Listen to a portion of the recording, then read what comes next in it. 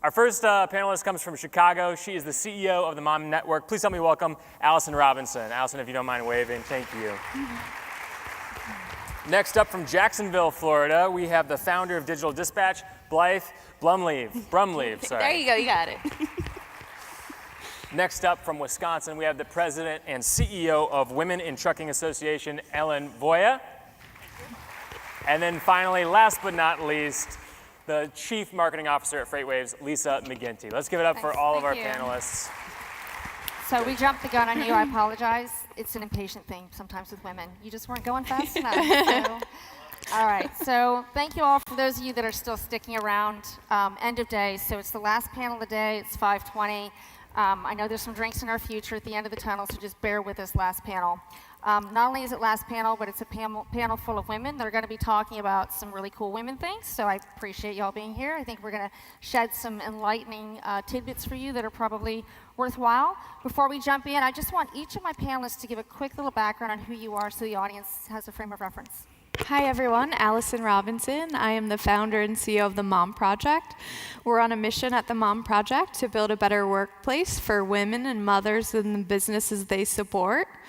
Before I founded the company, I spent about 9 years at P&G, most recently leading the Pampers innovation team for North America and really seeing how quickly consumer behavior was changing because of technology. And while I was on maternity leave, I read a statistic that over 40% of American women leave the workforce after having children. And I quickly saw how I could become part of that statistic, and I felt like there had to be a better way for women to be able to build careers and families simultaneously, and launched the Mom Project.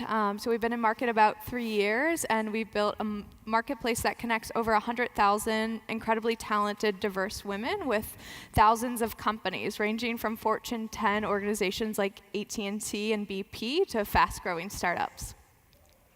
Thank you. Hello, everyone. My name is Blythe Brumleve, and I am a former executive assistant at a 3PL. Started that at about 10 years ago and was also a sports blogger and sports radio host for the past 4 years before launching my own business about 3 years ago, and just recently left sports radio in order to pursue this more full-time. Digital Dispatch is my company. I demoed earlier today. Not sure if you guys saw that demo presentation, but it's essentially a custom interface built directly onto your website to help streamline your marketing efforts and measure ROI, and do that for a variety of companies in the transportation and logistics space. So it's kind of a good segue to take a lot of those skills that I earned in sports and entertainment and apply those to the logistics industry. And I'm Ellen Voie. Is it on? Can we get Ellen's mic on? Test. Okay. The president and CEO and the founder of the Women in Trucking Association. Many of you in the audience, I'm sure, are members. And we're a nonprofit association with about 4,000 members worldwide. And our goal is to increase the percentage of women employed in the trucking industry. And so that's addressing obstacles, celebrating success. And I have to mention, 19% of our members are men because they believe in our mission. So Great. And I'm Lisa McGinty, CMO of Freightwaves. Actually, was Craig Fuller's first hire. So if that's any testament, he hired a woman first. So I'm proud to say that often and happy to be here. And I know that as an organization, Freightwaves believes strongly in empowering women and bringing them into our workforce and trying to create that gender balance. So we're actually not up here to bash men and talk about how there's more men in the workplace than women. We do want to state the obvious and put it out there. And I've got a few stats to back it up. Just to clear the air, we're all big fans of men. We were talking about it backstage. We love you guys, but I think it's hard to deny that there is definitely an imbalance in the workforce in general, especially in trucking, between men and women. Particularly in trucking logistics, when you look at 90% of the workforce is men versus 10% is women. And it's hard for me to see, but if you look around what's left of the audience, you'll see that it's mostly men, if you look around you. Not a bad thing. You guys bring something great to the table. I think what we want to shed light on is there's a lot of opportunity for what women can bring to the workforce, both at the executive level as well as non-executive level, everything down to dispatchers, truck drivers, anything in between. Marketing, it's not just marketing, there's a lot of opportunities, pricing analysts, operations, and certainly in the C-suite at the executive level as well. So we just want to uncover some of the things there that might be missing that some of you don't know. So I'm going to lead with a few stats before we get into some questions. Again, in stating the obvious, This is from a women in trucking study that Ellen's group recently did, found that only 4% of Fortune 500 executives are women. Women comprise only 19% of boards in U.S. publicly traded companies and only 10% in trucking, in the trucking industry. Moving on to some more VC and startup-oriented stats. This was a Fortune magazine study that found female founders in America receive just 2% of overall venture capital funding. That's 2%. That's a crazy low number when you look at the total pool of funding that's going on in the industry, especially now in a very target-rich environment. For every dollar raised by men in the early stage, women raise an average of 38 cents, and black women in particular raise an average of only 2 cents. That's from a Jane VC early stage founders survey. That same survey found that while 60% of male founders say their gender has an advantage in fundraising and in entrepreneurship, female founders stated that nearly 55% of them stated that they have a distinct disadvantage because of their gender, which is pretty staggering. So again, we're not here to bash that. I think we just want to shed a little bit of light on what we see in terms of women are underrepresented and why. And I want to just pose one question to the panel around that and give you all an opportunity to talk to it. So why are women so underrepresented in the workforce today, both trucking and outside of it? Well, I'll take that one. In the transportation industry, women perceive that it's a very male-dominated environment, which it is, but they also don't know that they're valued and they don't know that they're wanted. So when I ask women, have you ever thought about working in the trucking industry, they just look at me kind of funny, and they don't have a correlation with how a truck relates to their lives. So we need to do a better job of putting that emotional connection to them and letting them know the importance of the industry, but also we need to let women know that there are jobs in this industry, whether you're driving a truck, whether you're fixing an engine, or you're running the company or serving on the board, that women are very wanted in this industry. And I think that also speaks to the media and marketing realm, and where 3% of women are at leadership positions at major marketing publications and media publications all over the country. So if they're not being represented, and if they don't know, if they're not getting that message from an early age, I think it creates a snowball effect that's just a greater problem. And if they don't see women doing the job, so if your ads aren't showing women, or if your company website isn't showing women, women don't perceive that they can do the job. You have anything to add, Allison? Yeah, so in the U.S. in total, we see that women are actually entering the workforce at a slightly greater rate than men. So a lot of our focus has been around how do we retain them, because we know while they're making huge gains at the entry level, they're still struggling to advance at the manager, director, and executive levels. So of course, I founded the Mom Project. We know that caregiving plays a big role in that. And as many families are building families, that comes with a lot of obligations outside of the workplace. And structurally, we're not always set up to be able to allow these professionals to live the lives that they want personally as well. So, I'm encouraged by the trends that we're seeing, but certainly the manager level particularly tends to be where the biggest drop-off is occurring. Yeah, sure, and I know as being, almost a 30-year veteran in the industry, especially an executive in the last 15 plus, the women are not still making the way into the executive or the higher management levels as much as they are in some of the other areas. I do agree. I think the trends are shifting. You're seeing more and more women.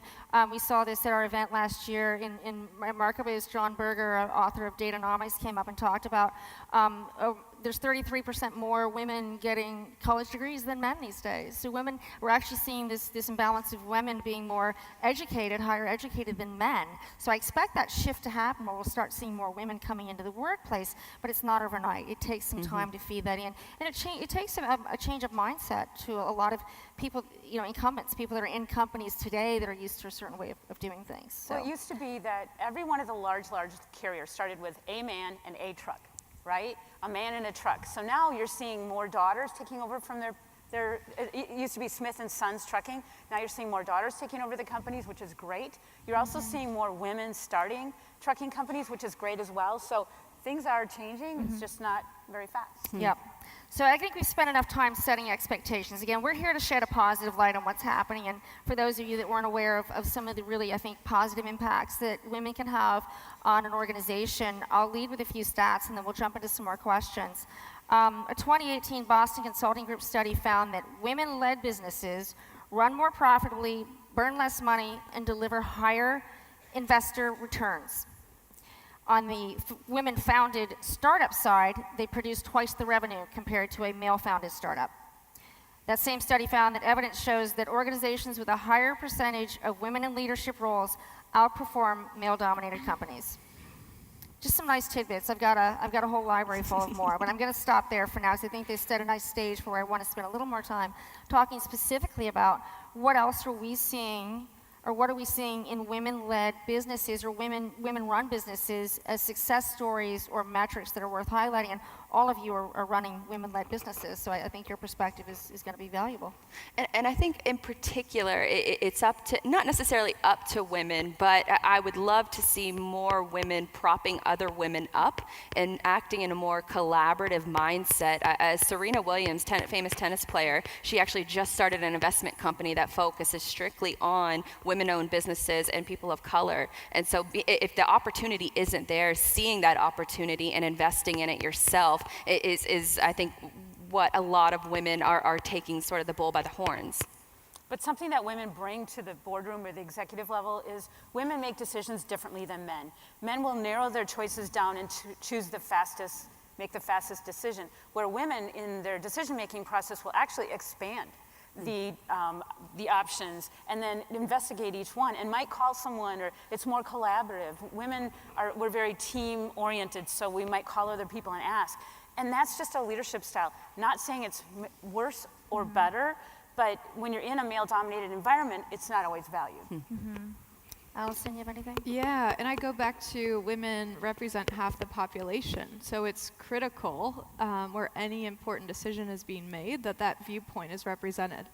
I believe less than 20% of software engineers working on AI are women, and think about the implications that can have 10, 15, 20 years on our future. Or if it's designing a Pampers ad, to me it just makes obvious great business sense that women are involved where all critical decisions are being made.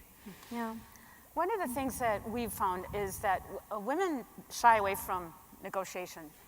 We aren't as comfortable negotiating. With guys, it's like, I'm going to see what I can get out of this process. But for women, we want to be liked, okay? So negotiation is kind of difficult. So a lot of women won't raise their hand and say, hey, I did a good job. I'm not asking for a raise.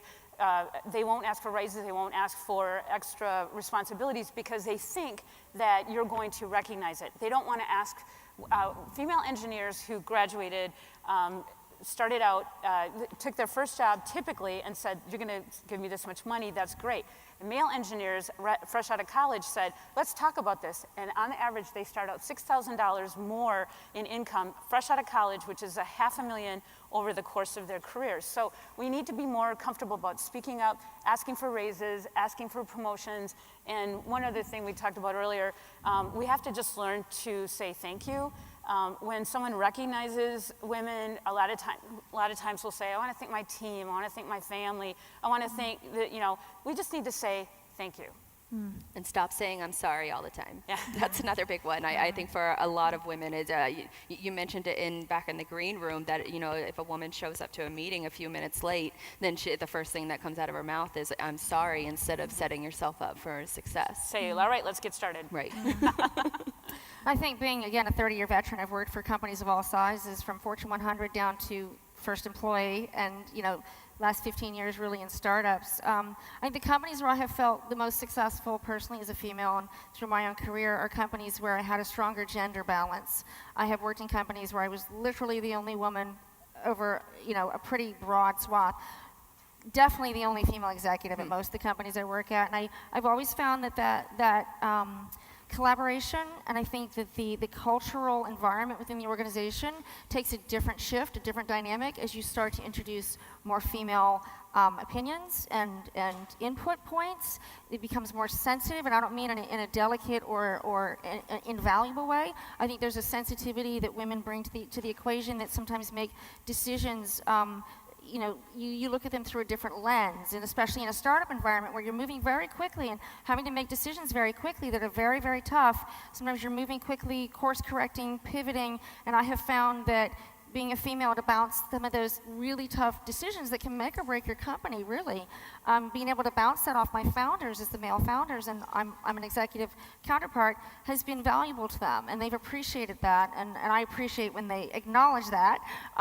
But I've definitely, just from my own experience, have felt that even at the, not just executive level, at the mid-level, having that balance between male and female makes for a much healthier cultural environment, as well as from a success standpoint in terms of just performance from a company standpoint. And I think a lot of us, all of us can, especially women, can relate to going into a meeting room and being the only woman sitting at the table. And I heard a quote one time that said, it's not necessarily about representation, it's about normalization. And if you're not having that voice in the room, then you're not representing that person or that demographic properly. And that it's not just for women, it's for people of color as well.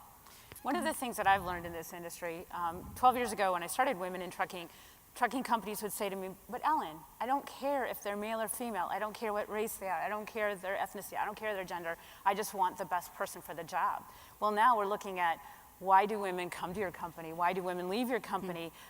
Especially in the driver population, we've done a lot of research on that, and safety is a huge factor, culture, things like that. So now trucking companies are saying, we want more women. We see the value in bringing women into the industry. How do we do that? And so I think we have to be the leader in taking that, doing the research and saying, this is how you can do that. Allison, you're being quiet. I know you're taking Yeah, it over. the point you made resonated with me because I think as we've even seen female partners in venture capital firms, the deal flow hasn't necessarily followed because there's one partner in the meeting, right? And she's not willing, maybe as comfortable sticking her neck out on a risky deal. So actually following more of a she mentality. So it's interesting. I think there is just such power in numbers because many women lack that female role model. Yeah. Now you're female-founded. Engage is invested in you. Is that correct? Yeah, they were So just about first check-in. Yeah. So you're a VC-funded, VC-backed. Yeah. So we raised $8 million at the end of last year. It's amazing. Congratulations. Yeah, thank you. So what was that experience like, going out as a female founder, trying to raise money, and especially thinking of, some of the stats I just quoted? Did you hit walls and barriers? Did you feel that it was more challenging? Yeah, it was really hard for me. I didn't come up through like the traditional ranks. I didn't go to Stanford or Harvard or have a CS degree or spend any time at Google or Amazon. So getting the first investor to believe in me was really, really challenging. Luckily, I was introduced to the Engage team, and they were our first institutional capital. I feel like in being a female-founded business, you've kind of got to be to the next milestone to get to what you're shooting for. So luckily for us, customers like what we were doing. We had traction, and so Engage was the perfect fit because they were backed by corporations. So it ended up being like this wonderful, wonderful match, and then they brought awesome investors into the fold. In fact, Serena's husband is one of our lead investors in our A.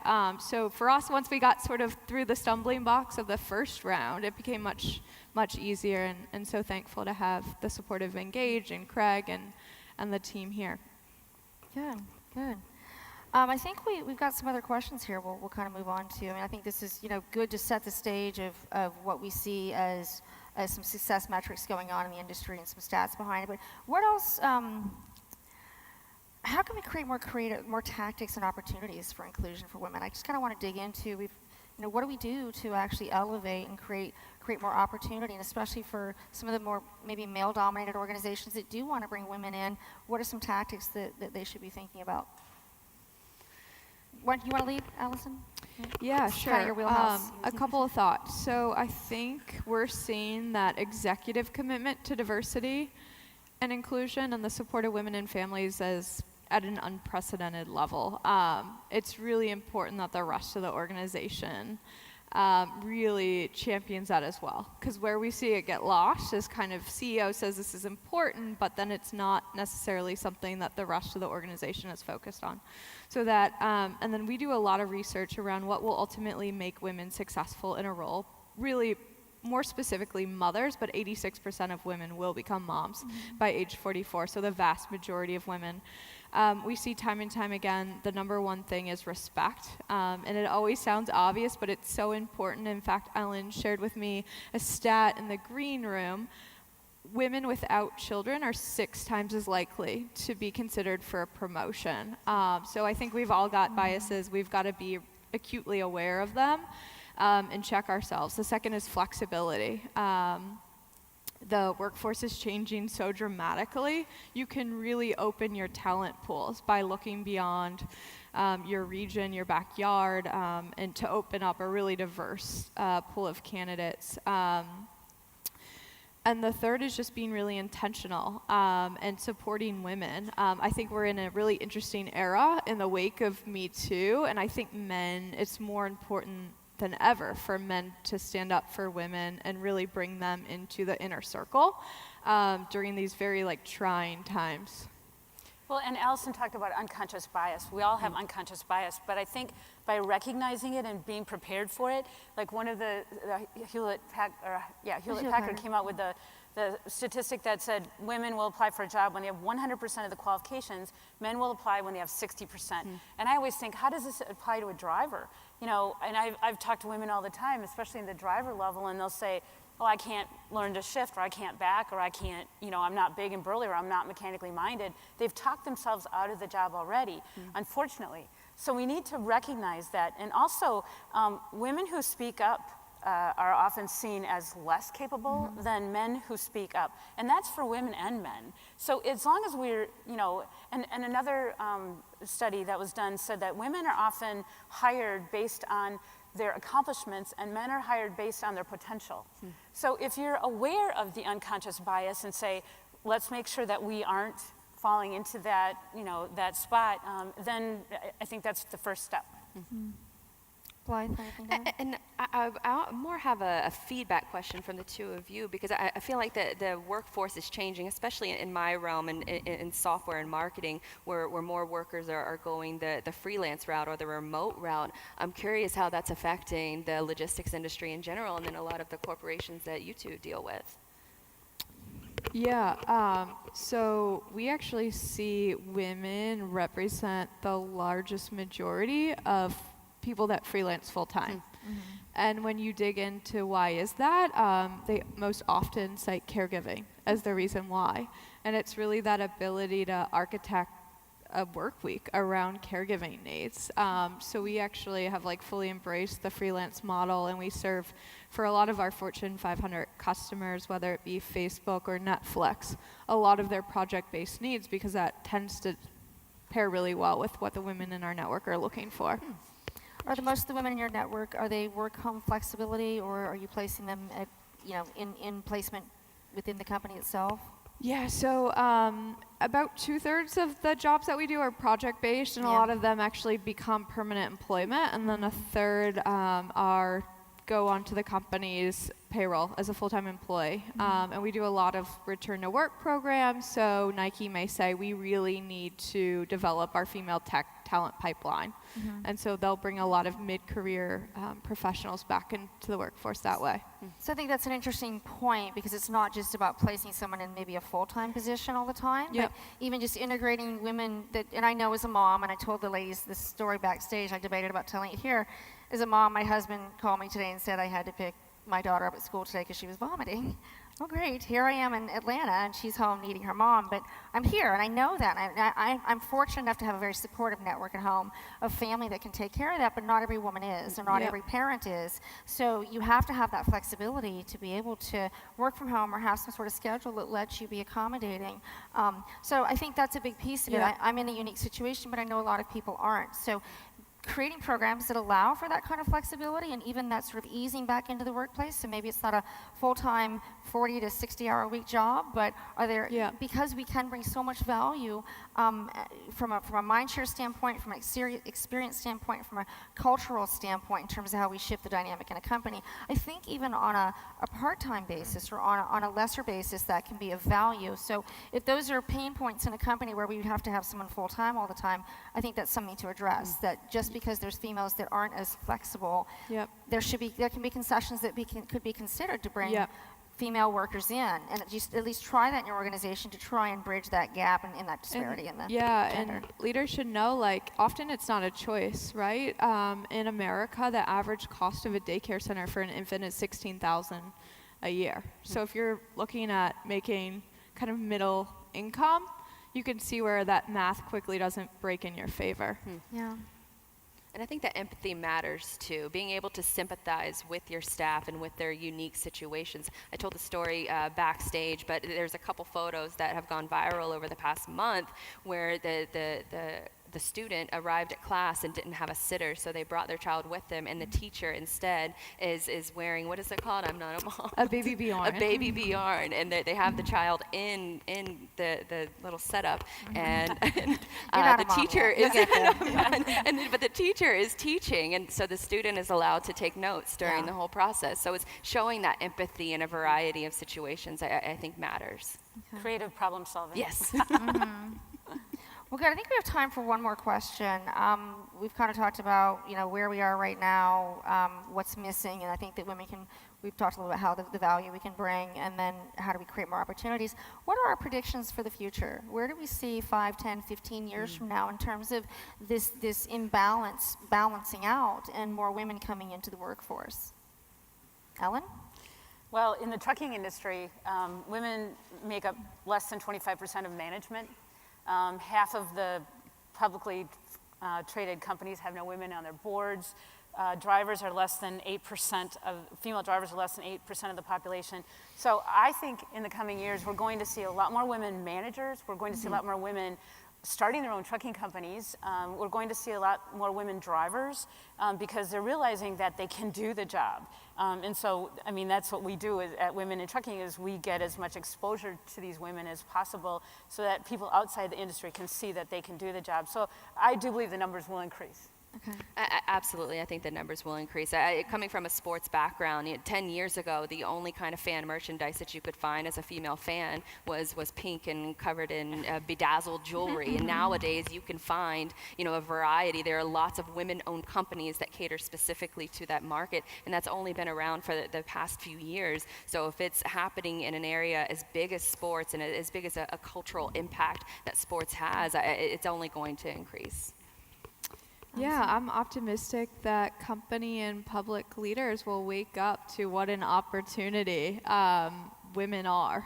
It's an $800 billion opportunity in the U.S. alone if we can get to gender parity in terms of labor participation. So I'm really excited. I think there's going to be exciting changes on the policy front, and there's just really good energy, I think, happening inside of companies. And so I'm very optimistic about our future. I'll add my final point, too, on that.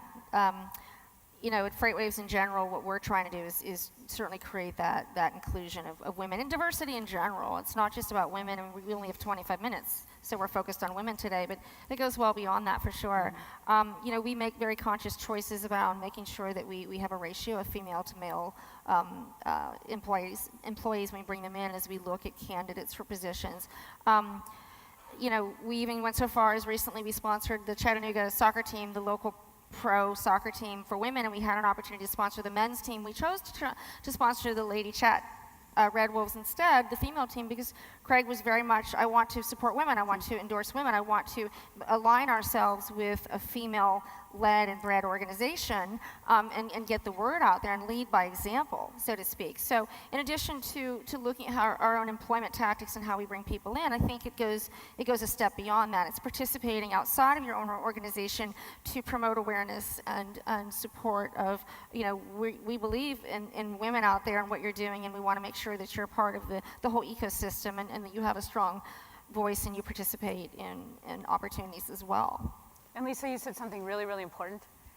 Good. It has to start from the top. Mm-hmm. It has to start from the top. We can't push that diversity initiatives upward. They have to start from the top, and you have to really walk the walk. Yep. Absolutely, sure. 100% agree. Yeah. Well, I think we're about out of time, and I think this crowd is probably done. They're ready for a blue cocktail. So all right. So I'm going to say thank you. Okay. I'm going to stand up and tell you guys a out. little bit about what to expect from now. But thank you so much. Give a big round to the panel for being out here today. Thank you, ladies.